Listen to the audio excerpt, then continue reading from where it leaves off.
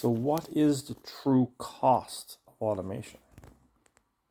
Well, instead of looking at the cost of automation, let's look at the cost of not automating. You have the cost of manpower. You have the cost of waste. You have the cost of the inconsistency and low productivity of human beings. You think about it. You have one guy who can perform 50 an hour, next guy 70, next guy 100. Why is there such an inconsistency in ability? And is 100 the most?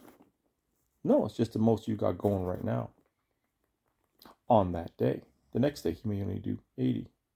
Next day he might do 110. Next day he might do 30. Humans are inconsistent. And humans make mistakes because they're inaccurate and inconsistent. Humans take holidays. Humans take coffee breaks. Humans take bathroom breaks. Humans have sick days, etc., etc.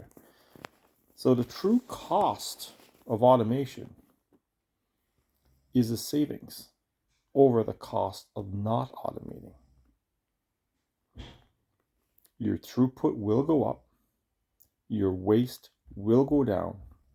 Your quality will go up every time you automate a task and you take the human frailty out of the equation. So when you look at your process, your lines, your manufacturing, and you see people and groups of people performing tasks, remember, you'd be better off making them machine operators and replacing their hands with machinery.